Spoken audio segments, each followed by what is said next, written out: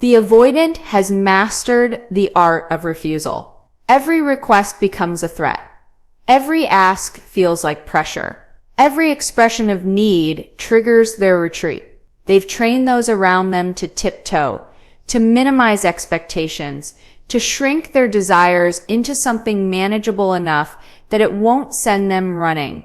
But this dynamic only deepens the cycle. The more you seek permission, the more they withdraw. The more you wait for their yes, the more power they know accumulates. The shift isn't about demanding or controlling. It's about reclaiming your autonomy by refusing to hand them the keys to your emotional experience. When you stop asking, stop waiting, stop giving them opportunities to deny you, something fundamental transforms. The relationship no longer revolves around their comfort level with closeness. Your life no longer pauses for their readiness. This isn't about punishing them or playing games. It's about understanding that their no only has power when you've positioned yourself to need their yes. The power dynamic of constant permission seeking. Every time a question is posed to the avoidant about plans, commitment, emotional availability, or future intentions, a subtle transaction occurs beneath the surface. The asker positions themselves in a state of waiting, of dependence on the answer, while the avoidant gains the authority to grant or deny. This dynamic, repeated across countless interactions, establishes a hierarchy where one person's needs become requests subject to approval, and the other person holds veto power over connection itself. The emotional architecture of the relationship begins to tilt, creating an imbalance that feels increasingly suffocating to one party while offering the other an endless escape route. The avoidant doesn't consciously seek this power, but they learn to wield it with remarkable consistency. Each no reinforces their boundary, yes, but it also reinforces something deeper. The idea that their partner's desires are optional, negotiable, something to be managed rather than honored. The person asking begins to internalize a painful lesson that wanting anything from the avoidant is inherently risky, that expressing needs leads to rejection, that the safest path is to want less, ask for less, become less demanding. This internalization doesn't happen overnight.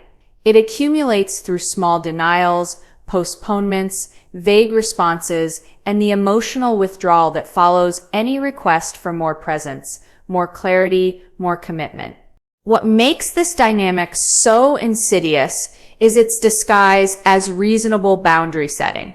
The avoidant frames their refusals as self-protection, as honoring their own pace, as maintaining their autonomy, and on the surface, these justifications hold weight. Everyone deserves boundaries. Everyone has the right to say no. But when every interaction becomes a potential rejection, when every invitation to closeness is met with resistance, the pattern reveals itself not as healthy boundary maintenance, but as a systematic avoidance of intimacy itself. The partner learns to read the subtle signs of impending withdrawal and begins editing themselves preemptively, cutting off their own desires before they can be denied, silencing their needs before they can be rejected. This self-editing creates a shrinking effect. The relationship contracts around what the avoidant can tolerate rather than expanding to hold what both people need.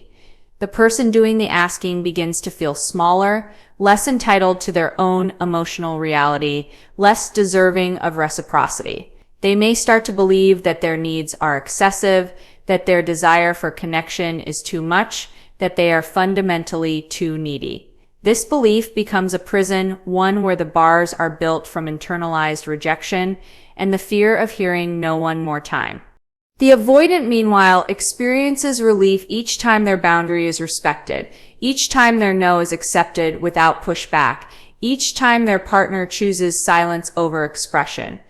This relief feels like validation, like proof that distance is necessary, that their way of relating is correct. But beneath this relief often lies something more complex. Many avoidants carry a deep ambivalence about their own patterns. Part of them wants connection, craves closeness, longs for the very intimacy they push away. Yet the self-protective mechanisms are so deeply ingrained that they override these desires automatically. When their partner stops asking, stops seeking, stops trying to bridge the gap, the avoidant may initially feel a sense of freedom. The pressure lifts, the anxiety about being engulfed or controlled dissipates. They can breathe again. But this breathing room often comes with an unexpected companion, a quiet, creeping loneliness that emerges when the pursuit finally stops, when the partner withdraws their attention and invests it elsewhere. The power dynamic of permission. Seeking only survives as long as one person continues to ask and wait for answers. It requires the continued participation of someone who believes that the avoidance yes is necessary for their own movement forward. The moment this belief dissolves, the moment the person stops positioning the avoidant as the gatekeeper of their emotional experience, the entire structure wobbles. Without someone seeking permission, there's no one to grant or deny it to. Without questions being asked, there are no opportunities to refuse.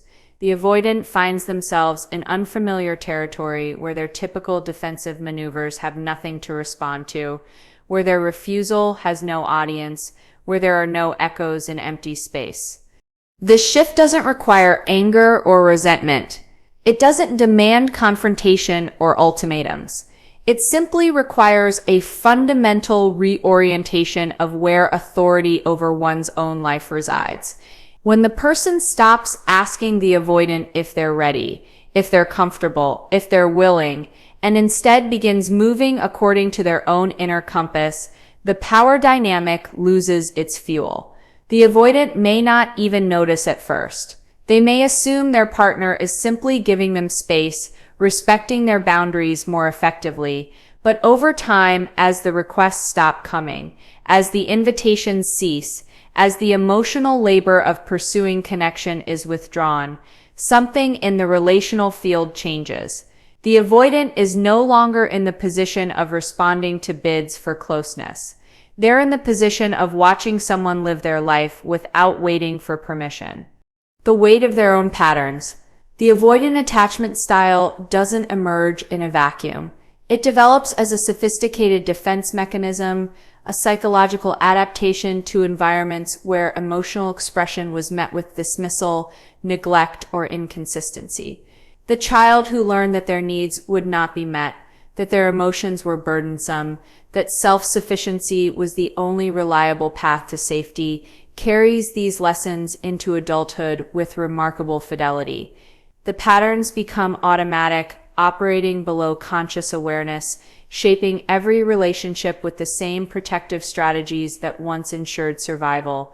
But patterns that serve a purpose in childhood often become prisons in adulthood.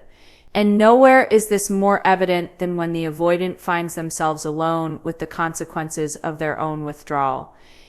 When expectations are removed, when a partner stops asking for what they need, the avoidant loses the familiar structure of response and refusal. This absence creates a psychological vacuum. The avoidant has spent so much energy managing the perceived demands of others, maintaining distance, protecting their autonomy, that they rarely turn their attention inward to examine what they themselves contribute to the relational dynamic. They focus on what others ask of them, how others pressure them, how others threaten their independence. But when those others stop asking, stop pressuring, stop pursuing, the avoidant is left facing something far more uncomfortable, the reflection of their own patterns mirrored back in the silence. This confrontation with their own behavioral architecture often begins subtly. The avoidant might notice that conversations feel different, that their partner seems less invested in their responses, that the emotional temperature of the relationship has cooled not because of conflict, but because of withdrawal. There's no fight to point to, no dramatic moment of rupture, just a gradual realization that the other person has stopped organizing their life around the avoidance availability. This shift can feel disorienting because it removes the external pressure that the avoidant has been defending against. Without someone pushing for more, the avoidance defenses have nothing to push back against. They're left holding their walls up in empty space, protecting themselves from a threat that is quietly walked away. The weight of their patterns becomes visible in this emptiness. The avoidant begins to see, often with great resistance, that their need for distance isn't just a boundary but a barrier, that their discomfort with closeness isn't just a preference but a limitation, that their autonomy so fiercely guarded has been maintained at the cost of genuine connection. This recognition doesn't arrive as a sudden epiphany. It seeps in slowly through the accumulation of moments where the avoidant reaches out, however tentatively, and finds that their partner is no longer waiting with open arms. The partner has their own plans now, their own emotional investments, their own life that continues with or without the avoidant's participation. Many avoidants experience this as a form of abandonment, which carries a particular irony. They've spent the relationship creating distance, ensuring escape routes, maintaining emotional separation, and yet, when their partner finally respects that distance fully, it feels like rejection. This paradox reveals the deep ambivalence at the heart of avoidant attachment. The avoidant wants closeness and fears it simultaneously. They want to be pursued but resent the pressure of pursuit. They want someone to stay but need the freedom to leave. These contradictory desires create an impossible situation for any partner, but they also create an impossible situation for the avoidant themselves, who can never quite settle into connection or fully embrace solitude without the nagging sense that something essential is missing. The patterns the avoidant has relied upon begin to feel less like protection and more like self-sabotage. The strategies that once kept them safe now keep them isolated. The defenses that prevented hurt now prevent joy. The walls that block pain also block intimacy, vulnerability, growth, and the kind of deep knowing that comes only through sustained emotional presence. When a partner stops trying to scale these walls, stops exhausting themselves, trying to find the door, the avoidant is left inside the fortress alone, and the architecture that felt like safety begins to feel like confinement. This realization carries weight because it implicates the avoidant's entire relational framework. It's not just about one relationship or one person. It's about a pattern that is repeated across time, across multiple connections, across every intimate bond that has ended in distance or dissolution. The avoidant may begin to notice the common thread in these endings: their own withdrawal, their own unavailability, their own retreat at the moments when connection deepened. This pattern recognition can be devastating because it removes the comfort of external blame. It's harder to tell themselves that others are too demanding when someone stops demanding anything at all. It's harder to claim that others don't respect their boundaries when someone finally honors those boundaries so completely that they stop crossing the threshold entirely. The emotional labor that the avoidant has avoided throughout the relationship suddenly becomes unavoidable. They must sit with their own discomfort, their own fears, their own unmet needs that have been buried beneath layers of self-sufficiency. They must confront the possibility that their independence has been a shield against dependency rather than a genuine expression of autonomy. They must examine whether their need for space has been about honoring themselves or about avoiding the terror of being truly known. These questions don't have easy answers, and the avoidant's typical response to difficulty is to retreat further. But when there's no one left to retreat from, when the partner has already created their own distance, the avoidance options narrow considerably. How expectations become weapons in avoidant relationships.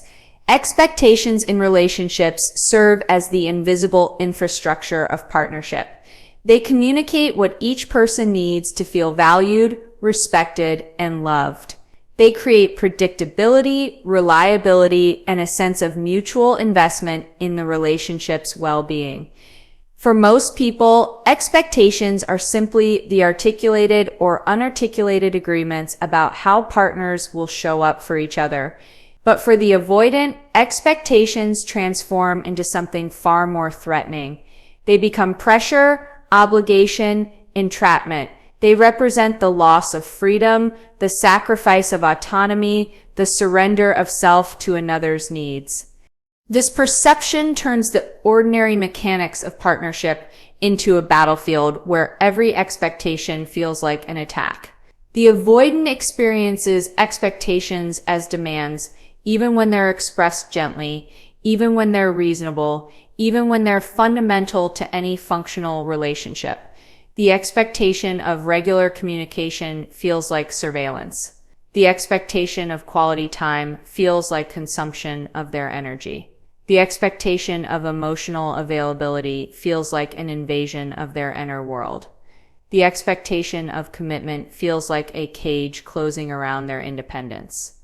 These reactions are not rational assessments of what's being asked.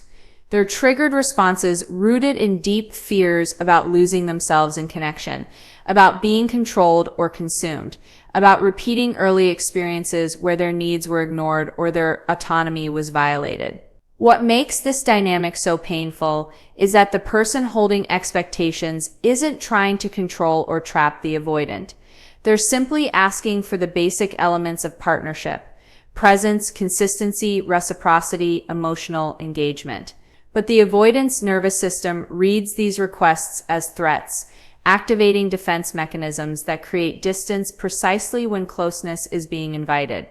The partner begins to notice that every time they express a need, the avoidant pulls away. Every time they ask for more, they receive less. Every time they articulate an expectation, they're met with resistance, avoidance, or a subtle withdrawal that communicates their ask was too much. This pattern teaches the partner a brutal lesson that having expectations guarantees disappointment. They learn to lower their standards, to accept breadcrumbs, to celebrate the bare minimum because anything more feels impossible. They learn to frame their needs as optional, their desires as negotiable, their right to partnership as something to be grateful for rather than something inherent to the relationship itself. This diminishment of self happens gradually through 1,000 small moments where they chose silence over expression, where they swallowed their disappointment, where they convinced themselves that asking for less would create more safety for the avoidant to show up. But the terrible irony is that lowering expectations doesn't make the avoidant more available. It simply removes the external structure that might have created accountability. The avoidant doesn't experience fewer expectations as an invitation to give more freely. They experience it as confirmation that distance is acceptable, that their minimal engagement is sufficient, that their partner will adapt to whatever level of involvement they're willing to offer. The relationship contracts around the avoidant's comfort zone, and that zone rarely expands on its own without the friction of unmet expectations, without the discomfort of disappointing someone they care about. The avoidant has little motivation to examine their patterns or push against their own limitations. When expectations are removed entirely, when a partner stops asking for anything, the dynamic shifts in a way the avoidant doesn't anticipate. The absence of expectations isn't experienced as freedom, but as irrelevance.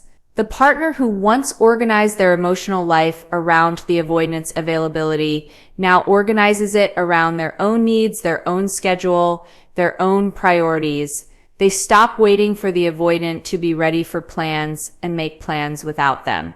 They stop hoping for emotional support and find it elsewhere. They stop expecting consistency and build their own stability independent of the avoidant's presence or absence. This shift doesn't happen out of spite. It happens out of necessity, out of self-preservation, out of the recognition that waiting for the avoidant to meet them halfway means waiting indefinitely. The avoidant often misreads this shift initially. They may feel relief that the pressure is lifted, that they're no longer being asked to show up in ways that feel uncomfortable. They may interpret their partner's new independence as evidence that the relationship is finally working, that boundaries are being respected, that equilibrium has been achieved. But this relief is typically short-lived. As the partner continues investing their energy outside the relationship, as they build a life that doesn't revolve around the avoidant's emotional availability, the avoidant begins to notice something unsettling. They're no longer central to their partner's world. The person who once pursued them, who once cared deeply about their response, who once held space for their presence, has redirected that attention elsewhere. This is when expectations reveal their true function. They weren't weapons at all. They were invitations. They were expressions of desire for the avoidant's presence, evidence that the partner wanted them involved, proof that they mattered.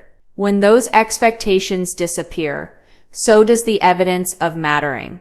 The avoidant finds themselves in the strange position of having won the battle for autonomy while losing the war for connection. They have all the space they wanted, all the freedom they craved, all the distance they worked so hard to maintain. And in that space, that freedom, that distance, they discover something they didn't expect: loneliness. Not the comfortable solitude of chosen independence, but the hollow ache of being unneeded, unimportant, peripheral to someone's life who used to hold them at the center. The liberation of self-directed action. The moment a person stops waiting for the avoidant's approval, stops seeking their participation, stops adjusting their life to accommodate the avoidant's comfort level, a profound transformation occurs. This isn't about retaliation or creating distance out of anger. It's about the simple recognition that life continues, regardless of whether the avoidant is ready to engage with it. Self-directed action emerges not from a place of giving up on the relationship, but from reclaiming authority over one's own existence. It's the understanding that waiting for someone else to be ready means putting one's own life on hold indefinitely, and that no relationship, no matter how valued, justifies that level of self-abandonment. This liberation begins internally with a subtle but significant shift in perspective. The person stops asking themselves what the avoidant would be comfortable with and starts asking what they themselves need. They stop filtering their desires through the lens of the avoidant's likely response and start honoring those desires as valid, regardless of external validation. This internal reorientation doesn't happen overnight. It requires unlearning deeply ingrained patterns of accommodation, challenging the belief that their needs are secondary, and confronting the fear that prioritizing themselves will result in abandonment. But once this shift takes root, it fundamentally alters how they move through the world. Self-directed action manifests in concrete ways. Plans are made without consultation, without waiting to see if the avoidant will be available or willing to participate. Social connections are deepened without concern for whether the avoidant approves or feels threatened by outside relationships. Personal goals are pursued with full investment rather than being kept on the back burner in case the avoidant needs attention. Emotional needs are met through friendships, therapy, creative outlets, and self-reflection, rather than being perpetually deferred in hope that the avoidant will eventually show up. Each of these actions represents a radical departure from the previous dynamic, where the avoidant's potential response determined what was permissible. The psychological freedom that accompanies self-directed action is immense. There's a lightness that comes from no longer carrying the weight of someone else's emotional unavailability. There's relief in not having to manage another person's discomfort with closeness. There's clarity in recognizing that autonomy doesn't require permission, that living fully doesn't need approval, that joy doesn't depend on someone else's readiness to participate in it. This freedom isn't about disconnection from the avoidant. It's about reconnection with oneself, with the parts that were gradually silenced through repeated accommodation of the avoidant's limitations. For the avoidant, this shift can be profoundly disorienting. They're accustomed to being consulted, to having their availability checked, to being given the option to participate or decline. When their partner stops offering these options, stops including them in the decision-making process, stops waiting for their input, it creates a strange reversal. The avoidant is no longer in the position of setting boundaries around involvement. They're in the position of discovering that their involvement is no longer assumed, no longer central, no longer necessary for their partner's plans to move forward. This reversal often triggers anxiety in the avoidant, the very anxiety they've been defending against through distance and control. The avoidant may attempt to reassert their influence, to reclaim their position as someone whose opinion matters, whose presence is valued, whose participation is desired. They may express interest in activities they previously declined, suggest plans they once avoided, or show concern about decisions being made without their input. But these attempts often come too late, emerging only after their partner has already learned to function independently. The partner, having built their own life and emotional infrastructure, no longer needs the avoidant's sudden interest. They've discovered they can be happy, fulfilled, and purposeful without the avoidant's engagement.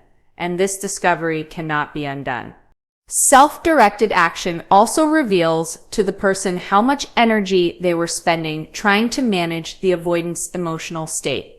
The constant calculations about whether to ask for something, how to phrase a request to minimize defensiveness, when to express needs without triggering withdrawal, what to suppress to maintain peace. All of this cognitive and emotional labor becomes visible only in its absence. Without these calculations, there's mental space for other things: creativity, ambition, pleasure, spontaneity, genuine connection with people who reciprocate freely. The contrast between the exhaustion of accommodation and the ease of self-direction becomes stark. This liberation also changes how the person experiences disappointment. When they were waiting for the avoidant, every no felt personal. Every withdrawal felt like rejection. Every instance of unavailability felt like evidence of their own unworthiness. But when they stop asking, stop waiting, stop expecting, disappointment loses its sting. The avoidant's absence becomes neutral information rather than emotional devastation. If the avoidant isn't available, it simply means they're not available. The person makes other plans, invests elsewhere, continues moving forward. The avoidant's participation becomes a bonus rather than a necessity, and this shift in framing is psychologically transformative. The avoidant often struggles to understand this transformation. They may interpret their partner's self-direction as coldness, as withdrawal, as punishment for their own unavailability. They may feel hurt that they're no longer being pursued, that their partner has stopped trying to bridge the gap, that the relationship no longer revolves around their comfort level. But what they're experiencing isn't cruelty, it's consequence. It's the natural result of consistently declining invitations, of repeatedly choosing distance over connection, of maintaining walls so high that eventually people stop trying to climb them. The person hasn't stopped caring, they've stopped waiting. And that distinction, subtle as it may seem, changes everything. Releasing the need for their participation. The deepest shift occurs not in action, but in attachment to outcome. A person can make their own plans, pursue their own goals, and live independently while still emotionally tethered to the avoidant's approval or involvement. True release happens when the need for the avoidant's participation dissolves entirely, when their presence becomes genuinely optional rather than secretly hoped for. This release isn't about indifference, it's about acceptance. It's the recognition that the avoidant may never be capable of showing up in the ways that feel nurturing, that they may never overcome their discomfort with closeness, that waiting for them to change is a form of self-abandonment disguised as loyalty. Releasing the need for their participation requires grieving. It requires mourning the relationship that could have been, the partner the avoidant might have become if they were willing to do the inner work necessary to move towards secure attachment. It requires acknowledging that potential isn't the same as reality, that good moments don't erase consistent patterns of withdrawal, that love alone cannot bridge the gap created by fundamental incompatibility in relational needs. This grief is real and valid. It honors what was hoped for while accepting what actually is. And in that acceptance, paradoxically, freedom emerges. The person begins to notice that their emotional well-being no longer fluctuates with the avoidant's availability. A text from the avoidant doesn't create a surge of hope. Silence from the avoidant doesn't trigger anxiety. An invitation declined doesn't feel like rejection. The avoidant's presence or absence becomes background information rather than the determining factor in the person's emotional state. This stabilization of mood and self-worth, independent of the avoidant's behavior, represents a return to wholeness, a reclamation of the emotional autonomy that was gradually eroded through the cycle of pursuit and withdrawal. Releasing the need for participation also means releasing the fantasy of reciprocity. The person stops imagining scenarios where the avoidant suddenly becomes emotionally available, where they realize what they're losing, where they show up with the consistency and presence that's been missing all along. These fantasies, comforting as they may be, keep the person tethered to a version of the avoidant that doesn't exist. They create false hope that postpones acceptance and prolongs suffering. When these fantasies are released, when the person stops waiting for the avoidant to transform, they can finally see the relationship clearly as it is, not as they wish it would be. This clarity often brings a sense of peace that was impossible during the cycle of hope and disappointment. There's no longer the whiplash between moments of connection and stretches of distance.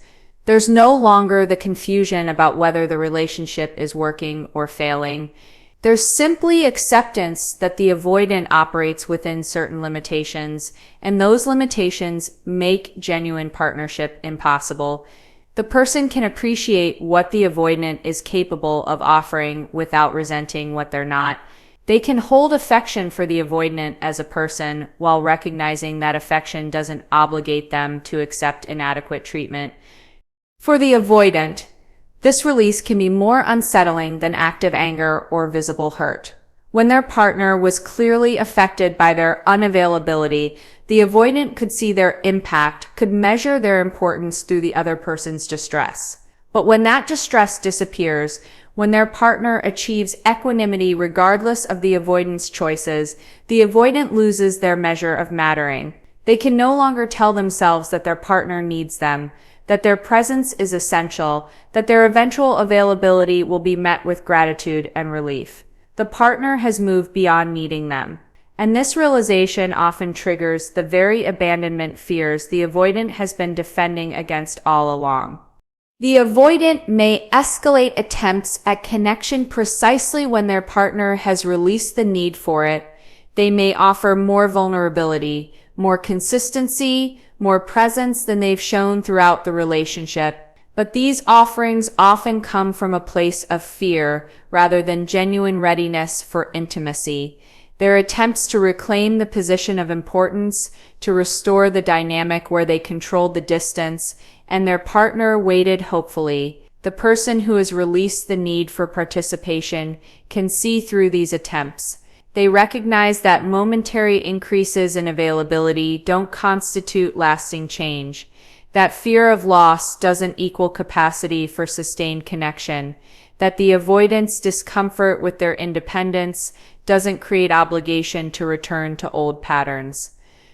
This release also protects the person from being manipulated by intermittent reinforcement.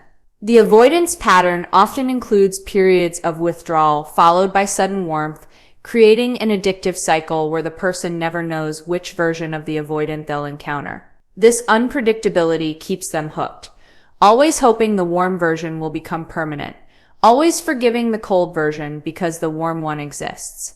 But when the need for participation is released, intermittent reinforcement loses its power. The person no longer experiences the warm moments as proof that the relationship can work. They see them as temporary fluctuations in an overall pattern of unavailability.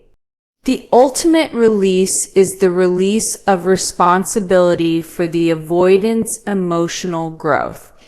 Many people in relationships with avoidance take on the burden of helping them heal, of creating enough safety for them to open up, of being patient enough that eventually the walls come down. They believe that if they just love the avoidant correctly, consistently, unconditionally enough, the avoidant will learn to trust and reciprocate. But healing avoidant attachment is internal work that only the avoidant can do. No amount of external love, patience, or accommodation can bypass the avoidant's own resistance to vulnerability. When this truth is accepted, when the person releases the belief that they can fix or save the avoidant, an enormous weight lifts. They're no longer responsible for another adult's emotional development. They're only responsible for their own well-being, their own choices, their own path forward.